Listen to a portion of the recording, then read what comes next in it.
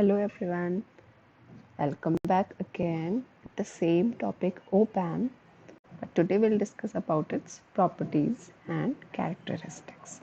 So let's get started.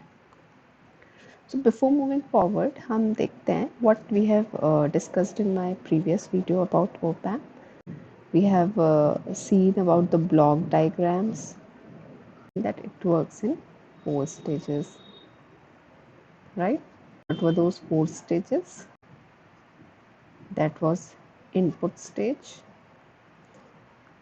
intermediate stage, level shifting stage, and the last stage was output stage. Okay, in this video let's start with this slide which shows the AC equivalent circuit of op-amp. तो हमने already इसकी inverting and non inverting ये देखे हुए हैं, and output is also shown this way, but इसके actually इसके internal में उस बड़े से डायग्राम को हमने एक उसका इक्विवेलेंट स्मॉल सर्किट बनाया। उस सर्किट में क्या क्या रिप्रेजेंटेशन है? जेड इन जो है आपका internal resistance of op-amp, Z out which is shown at the output side of the op-amp is output resistance of op-amp.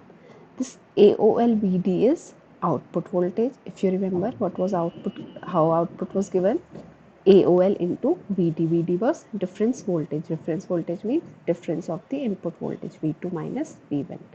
And AOL is open loop gain. तो हमने ऑलरेडी इनके बारे में प्रीवियस वीडियो में बात कर ली है, जिसमें एक्चुअली AOL एंड VD कैसे कैलकुलेट किया जाता है. It is actually the Thevenin's equivalent voltage source. अगर आपने नेटवर्क थ्योरी में पढ़ा होगा about various kind of theorems, Norton theorem, Thevenin theorem, तो ये वही थेवेनिन्स थ्योरम है जिसके यूज से बड़े सर्किट्स को स्मॉल सर्किट्स में कन्वर्ट किया है. Okay, and Z out is the Thevenin's equivalent resistance. Both of these are seen from the output side. Now, before moving into the characteristic part, the voltage transfer characteristic part, हम पहले कुछ terminologies की बात कर लेते हैं op-amp में जो बहुत इम्पॉर्टेंट हैं. पहली जो टर्म है that is input and output offset voltage. This was the op-amp minus plus. These were two terminals V1 and V2, and this was V out, correct? V output was given as A times, or you can write AOL as per your convenience, V2 minus V1. Fine. अब इस definition के according अगर मैं equal input दूँ, that is V1 equal to V2 दूँ, तो आपको V out क्या मिलना चाहिए? It should be 0, correct? ये आइडली होना चाहिए, but does it actually happen? No, क्योंकि अंदर इतने इम्परफेक्शंस होते हैं ट्रांजिस्टर्स में, जो वेरियस स्टेजेस थी, उन इम्परफेक्शंस की वजह से या उन डिसिमिलैरिटीज़ की वजह से हमें आउटपुट नहीं मिलता है ज़ीरो. ओके, तो बट आइडली आपको ज़ीरो मिलना चाहिए. तो ये जो नॉन ज़ीरो आउटपुट आपको मिल रहा है, नॉन ज़ीरो आउटपुट, इसको आप कहते हो आउटपुट ऑफसेट वोल्टेज. तो अब इनपुट ऑफसेट वोल्टेज क्या होती है? अगर हमें V1 V2 हमने सेम दिया फिर भी हमारा आउटपुट नॉन ज़ीरो आ रहा है, तो हमें कुछ अमाउंट ऑफ वोल्टेज अप्लाई करनी पड़ती है either in any one of the terminal. Suppose मैं यहाँ पे कुछ वोल्टेज अप्लाई कर दी है विच इज़ VIO. ओके, अब अगर मैं इन वोल्टेजेस को अप्लाई करूँ तो मुझे आउटपुट ज़ीरो मिलेगा. तो ये जो वोल्टेज है जिसे अप्लाई करने से हमें आउटपुट ज़ीरो मिल रहा है is called input offset voltage. Fine. तो ये हो गई आपकी input and output offset voltage. Next is input offset current. Right, तो अगेन op-amp देखते हैं. तो ये हमने देखे थे दो इनपुट टर्मिनल्स हैं, V आउट, V1, V2. अब दो टर्मिनल्स हैं, ऑब्वियसली इनमें कुछ अमाउंट ऑफ करंट तो फ्लो करता होगा, और हमने उसे बोल दिया IB1 एंड IB2. ओके, तो input offset current is nothing but difference between these two type of current through inverting and non inverting part. तो जितनी ज़्यादा मैचिंग होगी उतना ये करंट सिमिलर होगा। इसका मतलब आइडियली इसकी वैल्यू 0 होनी चाहिए, बट इट इज़ नॉट 0। तो हम कोशिश करते हैं कि प्रैक्टिकली अगर देखा जाए तो it should be as low as possible. Fine. Next is input bias current. It is nothing but simply the average value of that current. Okay. Now common mode rejection ratio, ये एक बहुत important term है। तो पहले ratio की बात करने से पहले हम बात करते हैं what is common mode. Right. तो ओपैम we output V1 and V2, अगर सेम इनपुट अप्लाई करेंगे V1 equal to V2, if V1 equal to V2, तो V आउट इज 0। इसका मतलब जो कॉमन मोड सिग्नल्स हैं, common mode means common input, दोनों input में कॉमन सिग्नल दिए जाते हैं, तो आउटपुट शुड बी 0।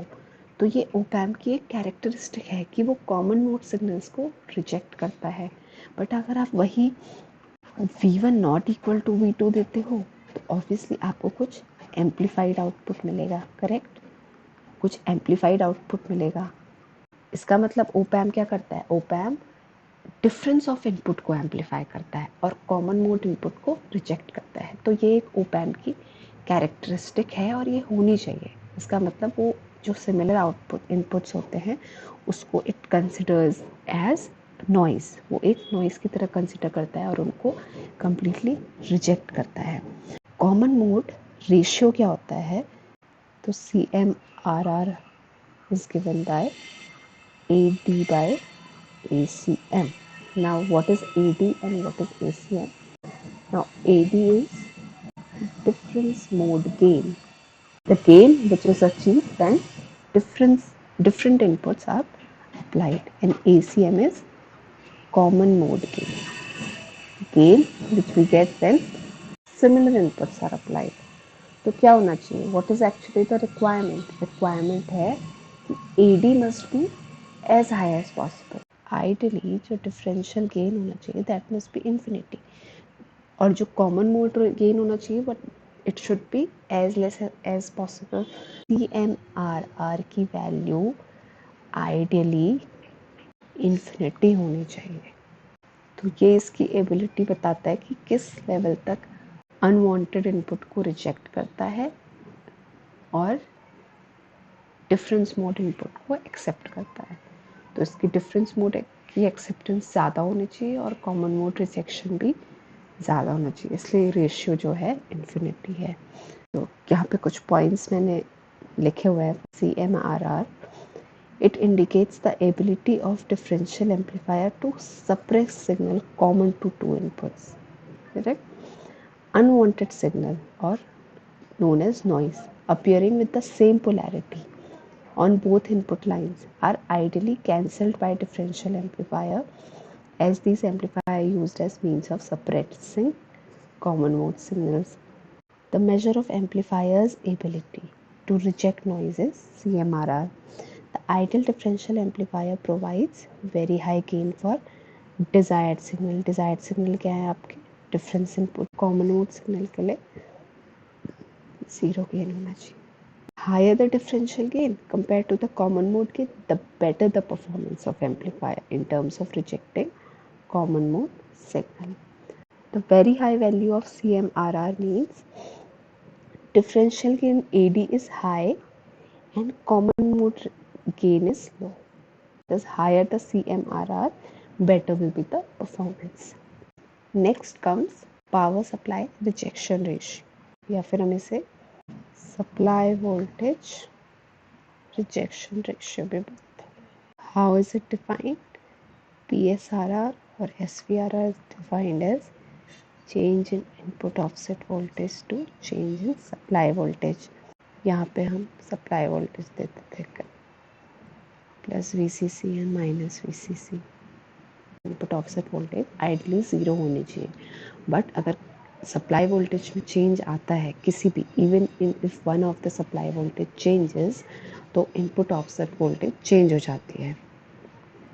उस चेंज को with respect to the change in supply voltage is given by this rejection ratio. Input offset voltage है, it must change as less as possible with respect to the change in power supply voltage, right?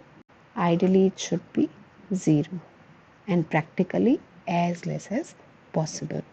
Offset voltage is given in millivolt and supply voltage is given in volt, so it is given by millivolt by volt.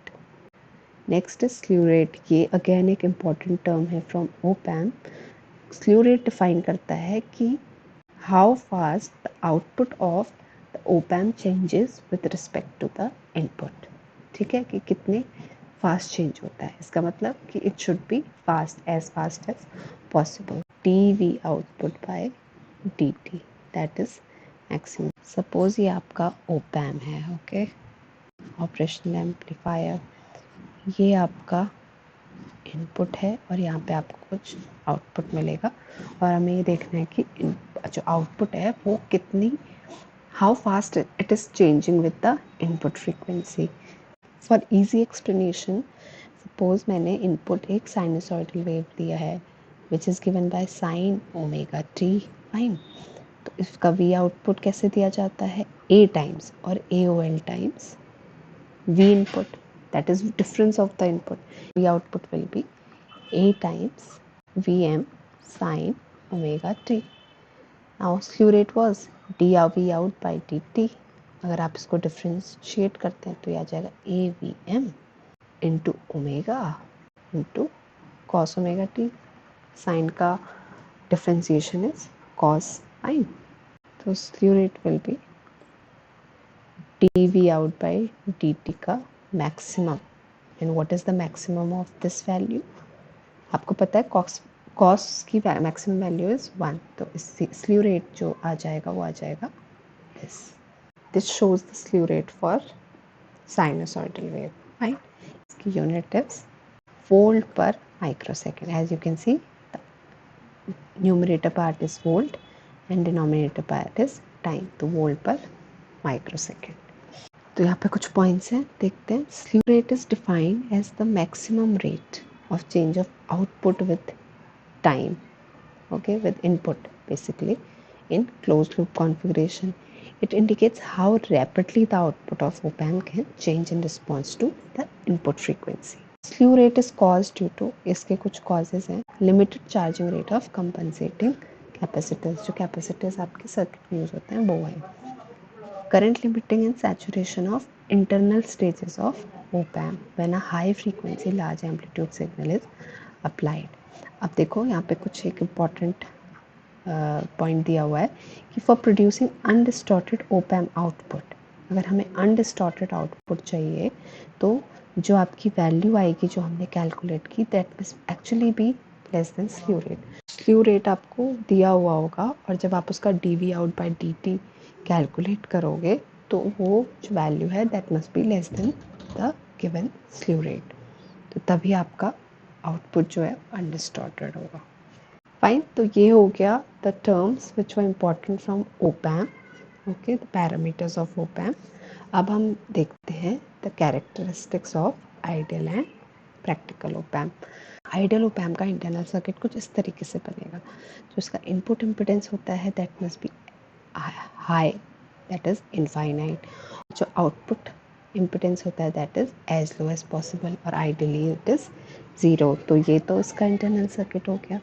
अब ये जो parameters हमने already discuss कर दिए हैं उनकी जो ideal value होनी चाहिए वो क्या होनी चाहिए, यहाँ पे दी हुई है। Open loop voltage gain that is given by AOL must be infinite, input impedance infinite, output impedance 0, offset voltage जैसे डिस्कस किया हुआ है it should be 0, bandwidth must be infinite, common mode rejection ratio must be infinite, output must change as fast as possible with the input, इसलिए slew rate must be infinite and power supply rejection ratio must be 0. Transfer characteristic of ideal op-amp, तो AOL V2 minus V1 या फिर AOL VD, different voltage. This output, it is proportional to VD. Ideally तो AOL, that is gain of the amplifier, is infinite. तो उस वजह से, उस infinite gain की वजह से V out भी infinite होना चाहिए, correct? But ऐसा नहीं होता because this output is limited by the supply voltages or saturation voltages. इसका मतलब after a certain point of time, आप AOL आपका कितना ही ज़्यादा हो, its output will be limited to plus saturation and minus saturation, which is similar to, it is mostly it is less than plus VCC and minus VCC. इस region में ये जो है ये दिखाता है AOL is infinite. Fine, कि VD is 0 here. If you see this point, it is 0. Here VD is 0. V output by VD is V output by 0. That is infinity. और इस definition से देखोगे तो V output by VD is AOL only, which is again infinity. उसका मतलब VD is will always remain 0 in case of ideal op amp. Practical op amp तो as it is बनाया जाता है, उसकी वैल्यूज़ जो होंगी that will be some finite value. ये पैरामीटर्स है. देखिए, open loop gain is in the range of 10⁶. Input impedance is in mega ohm. Output impedance is 5200. Offset voltage is non zero. Bandwidth is also in megahertz. Common mode rejection ratio for practical application, it is 10⁶. Slew rate is 1 mole per microsecond. ये है transfer characteristic of practical op amp. It is a linear relation. ठीक है, तो इस linear relation की वजह से हम देख सकते हैं कि ये आपको linear region दिख रहा है जिसमें op amp is used as an amplifier. ठीक है, और जैसे कि मैंने बोला कि आउटपुट कितना भी आप हायर गेन दे दो, but output will never cross this saturation voltage. तो ये तो हो गया आपकी properties and characteristics. Now we are left with op amp application and we will discuss in detail about this application in the next video of op amp. So hope you understand the concept and you got the clarity. So that's all. Thank you everyone. Take care and bye.